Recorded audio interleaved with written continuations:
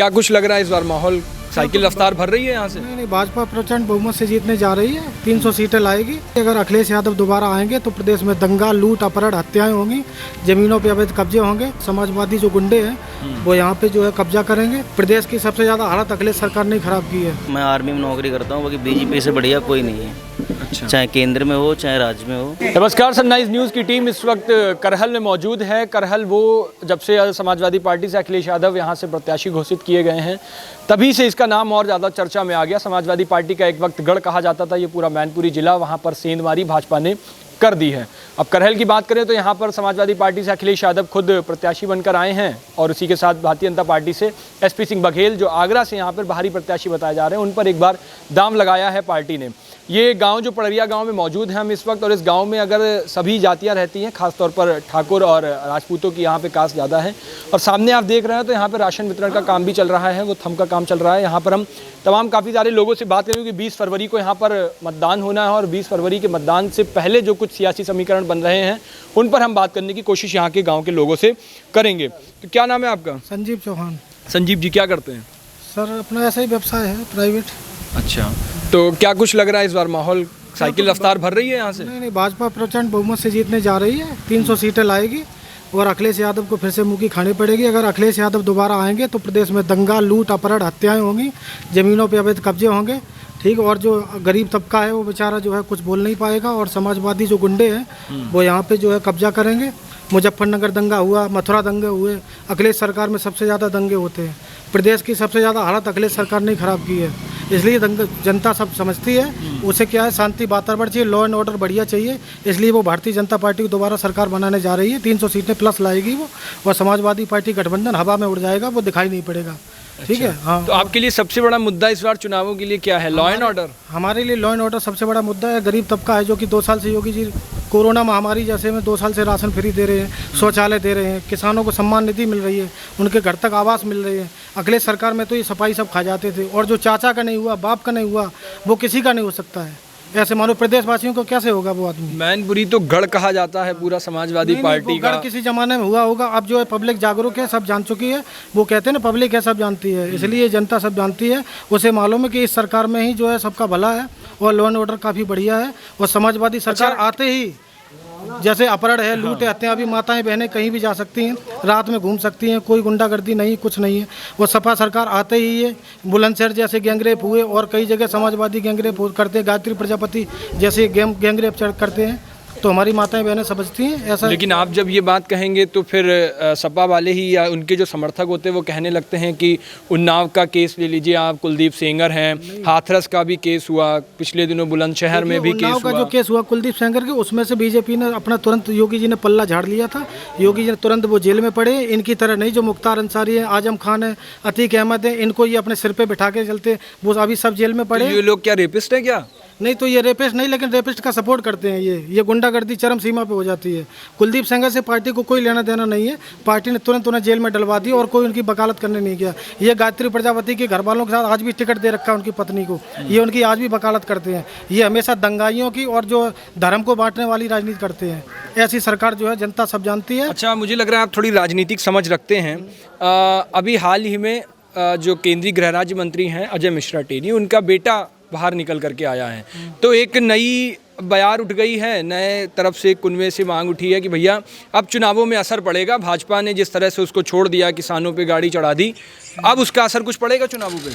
नहीं, ऐसा तो कुछ असर नहीं। वो जो गाड़ी चढ़ाई थी उसकी जांच होगी, वो तो जांच एजेंसियां वो करेंगे। अगर वो दोषी होगा तो उसे सजा मिलेगी। उसको तो जमानत भी दे दी अब तो। नहीं, जमानत तो ये कोर्ट का काम है, ये सरकार का तो काम है नहीं। वो तो कोर्ट तय करता है कौन सही या गलत है, वो तो कोर्ट ही तय करेगा ना। मंत्री की बर्खास्तगी नहीं करनी चाहिए? नहीं, अगर जो मंत्री जांच होगी, अगर जो जांच के दायरे में दोषी पाए जाते हैं तो बिल्कुल बर्खास्तगी होगी उनकी।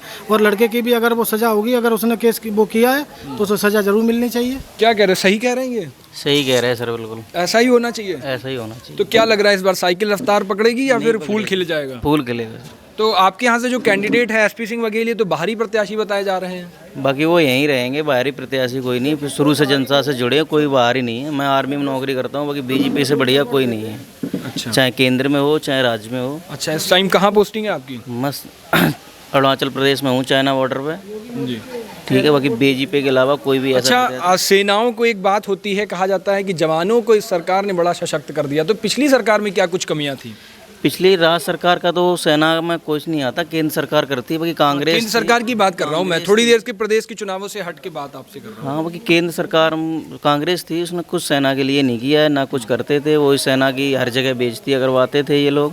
बीजेपी ने, मोदी ने हर जगह कराया है कुछ, सब देश इनके लिए, सेना के लिए भी कुछ बाहर से हथियार भी आए हैं, राफेल भी आया है, सेना के लिए बहुत कुछ कराया है मोदी जी ने। बाकी बीजेपी से बढ़िया कोई सरकार नहीं है, चाहे केंद्र में हो, बाकी राज्य सरकार में यहाँ भी योगी जी अच्छा काम कर रहे हैं। उनको सेना से लेना देना नहीं है, लेकिन जो जनता है उनकी सरकार में सुरक्षित है। अच्छा, आपके ही फौज में कई लोग आ जाते हैं कि बढ़िया खाना नहीं मिलता है, कई लोगों की होती है कि उनकी अब पेंशन में भी कटौती हो रही है, या यूँ कहें कि बंद ही कर दी जा रही है धीरे धीरे। नहीं, ये गलत है सर, खाना बहुत बढ़िया मिलता है। हम वहीं से आ रहे हैं, फौज में हैं, 10 साल से सेवा कर रहे हैं देश सेवा में, ऐसा कुछ भी नहीं है। वोट दोगे, यहाँ रुकोगे? हाँ, मैं भी इसीलिए आया हूँ, बीजेपी को वोट ही देने के लिए। बीजेपी को वोट देने आए हो, या एसपी बघेल को वोट देने आए हो, या फिर सपा को हराना ही एक मुख्य उद्देश्य है? योगी मोदी चेहरा है, किसी भी कैंडिडेट को उतार दो। मोदी चेहरा कैसे हो गए? ये तो विधानसभा चुनाव है। मैं आपको बताऊं, जनता यहाँ, एक मैं जागरूक हूँ, पढ़ा लिखा हूँ, आर्मी में हूँ, तो मैं नाम ले सकता हूँ। बाकी गांव में जनता जो है, आप जानते हो कि वो सिर्फ कमल का फूल देखते हैं, योगी मोदी का ही नाम लेते हैं। एसपी बघेल को तो कुछ लोग ऐसे हैं कि नहीं जानते होंगे, बोलेंगे भाई हम तो कमल का फूल ही क्यों देंगे, तो वो हिसाब से सर मैं बता रहा हूँ आपको। अच्छा, अरुणाचल प्रदेश में आप रहते हो, अरुणाचल और उत्तर प्रदेश को कंपेयर करते हो तो कैसे कंपेयर करते हो फिर? तो ऐसा है, उस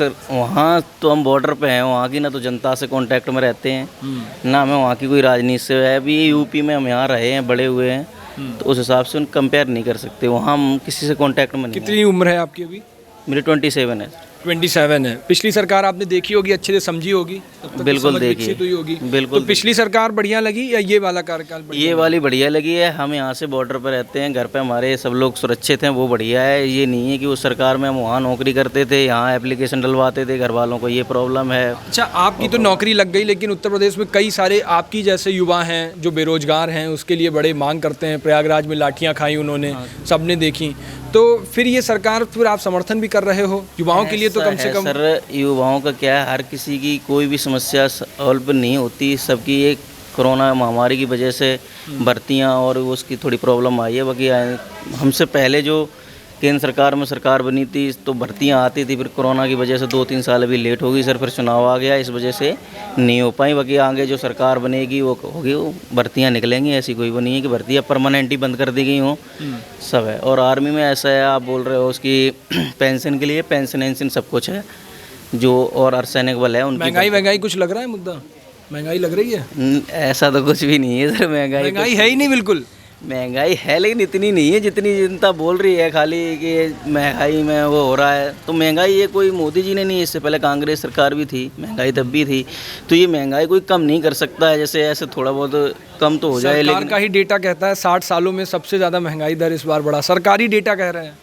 वो बात आपकी मैं मान रहा हूँ, लेकिन इतना नहीं है जितना, क्या है, अभी भर्तियाँ नहीं निकली, रोजगार हो गए, उस हिसाब से थोड़ा प्रॉब्लम आई है, इसलिए वो बता रहे हैं। बाकी सारा ठीक रहा, कोरोना पे ही फोड़ दे रहा हूँ। नहीं, अभी और किस पे फोड़ सकते हैं? जब यहाँ पे रोजगारी बंद हो जाती है, वो हो जाती है, तो लोग वही बोलते हैं। अभी योगी जी को पूछोगे, वो भी यही बताएंगे कि भाई कोरोना वजह से ये हो गया। तो जाहिर तौर से ये आर्मी में है, और उसी के साथ कई सारी चीज़ें और भी यहाँ पे अहम रहती हैं।